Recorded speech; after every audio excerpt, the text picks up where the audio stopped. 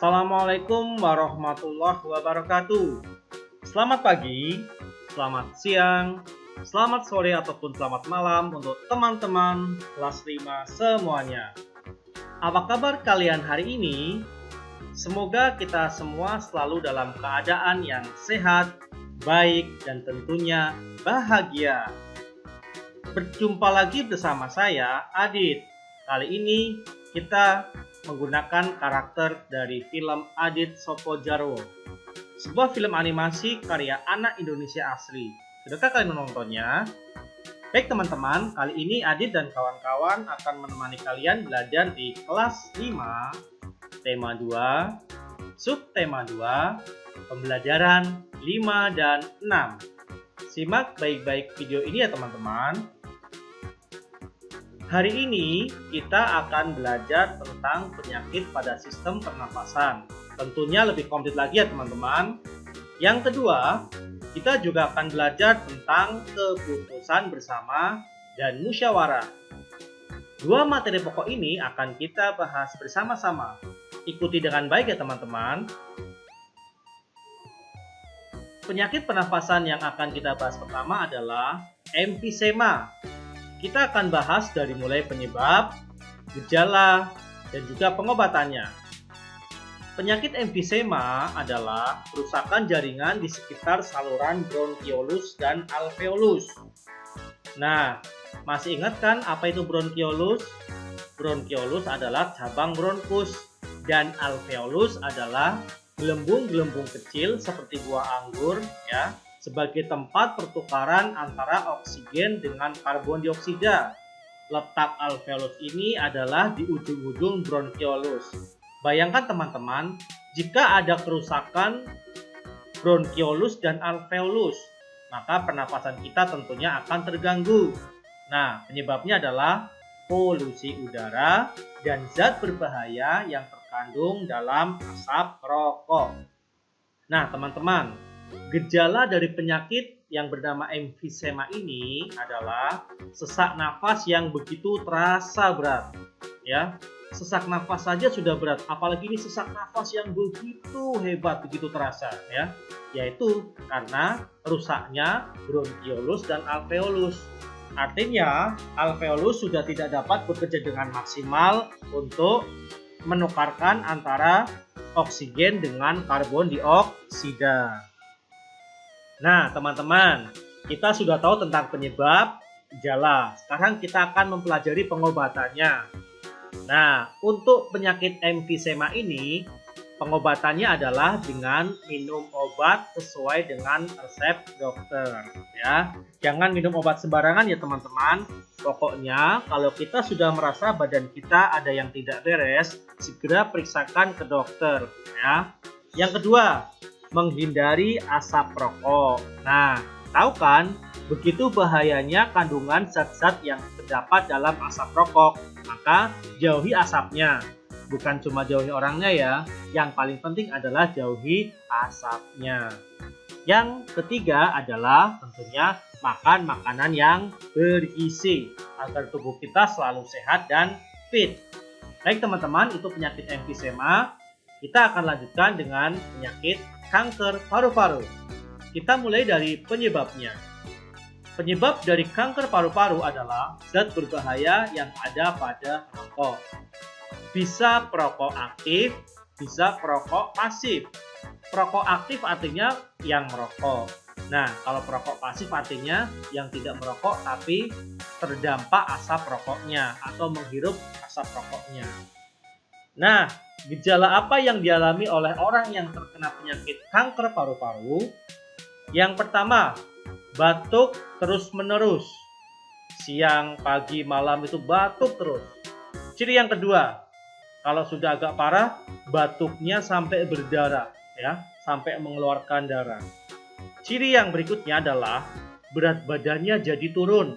Tanpa diet tapi jadi turun ya. Pokoknya kalau batuk terus-menerus, batuk keluar darahnya, termasuk berat badannya turun, dan yang terakhir adalah nyeri dada, segera periksakan ke dokter karena itu mengarah pada penyakit kanker paru-paru. Berikutnya, pengobatan dari penyakit kanker paru-paru. Ada dua jenis pengobatan. Yang pertama istilahnya adalah kemoterapi dan yang kedua adalah radioterapi untuk menghambat perkembangan dari kankernya ya, sel kankernya ya. Kalau sudah lama-lama menghambat, kalau bisa dimatikan. Walaupun kemoterapi itu luar biasa sakitnya, tetapi itu harus dilakukan untuk menyembuhkan penyakit kanker paru-paru. Baik teman-teman, kita ke penyakit selanjutnya adalah penyakit tuberkulosis atau dalam bahasa kedokteran disebut dengan TB gitu ya. Nah, kita akan mempelajari pertama tentang penyebabnya. Penyebab dari tuberkulosis seperti pernah kita bahas sebelumnya adalah karena bakteri. Nama bakterinya adalah Mycobacterium tuberculosis. Ya, ini bisa disebarkan melalui droplet. Makanya, jadi tidak cuma kita memakai masker untuk mencegah corona ya atau COVID-19. Ternyata kalau kita nggak memakai masker pun akan rentan terkena penyakit tuberkulosis. Misalkan kita berbicara dengan orang yang sudah terkena TB. Nah, droplet atau percikan air ludahnya itu ketika mengenai kita, ya, itu akan menjadikan kita kemasukan bakteri Mycobacterium tuberculosis. Baik teman-teman, selanjutnya gejala atau ciri-ciri orang yang terkena tuberkulosis. Yang pertama, nafas terengah-engah. Baru gerak sedikit sudah ngomong sambil ya terengah-engah. Itu cirinya. Yang kedua, demam, panas, dingin gitu. Terus keringat berlebih, terutama di malam hari ya, bukan karena nggak pakai AC teman-teman. Lanjut, berat badan juga menyusut atau turun. Kalau kalian merasakan beberapa gejala tersebut, silakan segera periksakan ke dokter atau ke puskesmas terdekat. Karena sekarang periksa TB adalah gratis di puskesmas terdekat. Nah, anak-anak, sekarang kita lanjut ke pengobatannya. Seandainya sudah terkena TB, apa yang harus dilakukan? Pengobatannya adalah minum obat sesuai dengan resep dokter. Nah, minum obatnya ini selama 6 bulan terus-menerus. Tidak boleh berhenti selama 6 bulan. Karena kalau misalkan berhenti sehari saja, maka kita harus mengulangi dari awal lagi. Begitu teman-teman. Jangan sampai kita terkena penyakit tuberkulosis ya. Selalu jaga diri kita dengan memakai masker kalau keluar rumah ataupun berhubungan dengan orang lain. Nah teman-teman, itu tadi beberapa penyakit yang menyerang sistem pernafasan manusia. Sekarang kita belajar tentang mata pelajaran PKN untuk materi keputusan bersama. Apa itu keputusan bersama? Nah, keputusan bersama adalah suatu keputusan yang sudah ditetapkan berdasarkan pertimbangan, pemikiran, dan pembahasan yang matang. Sekarang kita akan belajar tentang nilai dasar keputusan bersama. Ada 4 nilai dasar yang terdapat dalam keputusan bersama. Yang pertama adalah nilai kebersamaan. Ya. Yang kedua, nilai kebebasan mengemukakan pendapat. Artinya apa? Setiap orang mempunyai kesempatan, mempunyai hak yang sama dalam mengeluarkan pendapatnya ketika sedang berlangsung musyawarah. Yang ketiga, nilai menghargai pendapat orang lain. Ingat teman-teman, jangan melihat siapa yang berpendapat, tapi dengarkanlah isi dari pendapatnya ya. Yang keempat, nilai jiwa besar serta lapang dada melaksanakan hasil keputusan dengan rasa penuh tanggung jawab.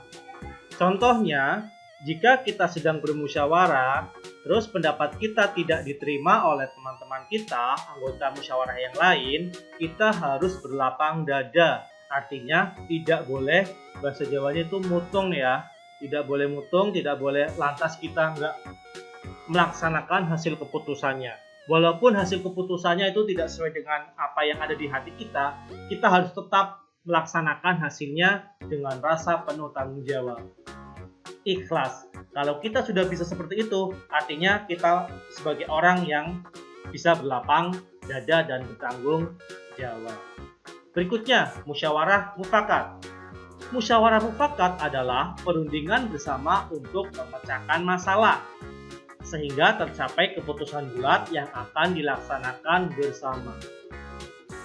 Kita mengutamakan musyawarah dalam mengambil keputusan untuk kepentingan bersama, bukan untuk kepentingan golongan atau pribadi. Nah, ciri dari musyawarah mufakat adalah yang pertama, sesuai dengan kepentingan bersama. Yang kedua, usul atau pendapat yang disampaikan mudah dipahami dan tidak memberatkan. 3. Dalam musyawarah, pertimbangan moral lebih diutamakan dan bersumber dari hati nurani yang jujur. Yang keempat, pembicaraan harus dapat diterima dengan akal sehat dan sesuai dengan hati nurani. Kita lanjutkan materi prinsip atau aturan musyawarah. Ada 6 prinsip atau aturan dalam bermusyawarah. Yang pertama, musyawarah dilandasi dengan akal sehat dan hati nurani yang luhur. 2. Musyawarah dilandasi semangat kegotong royongan dan kekeluargaan. Yang ketiga, mengutamakan kepentingan umum. Yang keempat, menghargai pendapat orang lain. Yang kelima, keputusan yang diambil harus dapat dipertanggungjawabkan secara moral kepada Tuhan Yang Maha Esa. Yang keenam, melaksanakan keputusan bersama dengan dilandasi itikat baik dan penuh rasa tanggung jawab. Nah, berikutnya kita akan belajar tentang tata cara atau persyaratan musyawarah. Ada 6 ya teman-teman. Yang pertama, peserta musyawarah harus hadir sebelum musyawarah dimulai. Harus disiplin ya teman-teman. Yang kedua, musyawarah dimulai jika peserta musyawarah telah mencapai quorum. Apa itu quorum teman-teman? Quorum adalah penetapan jumlah minimum anggota yang harus hadir pada saat musyawarah. Misalkan di kelas 5 ada 40 anak, mau membahas tentang pemilihan ketua kelas. Nah, disepakati, berhubung belum semuanya hadir, tapi sudah ada yang namanya quorum. Minimal kalau 30 anak sudah hadir, maka 30 anak itu dapat mengambil keputusan bersama atau dapat melaksanakan musyawarah. Walaupun yang 10 belum hadir, ya, itu artinya sudah memenuhi quorum.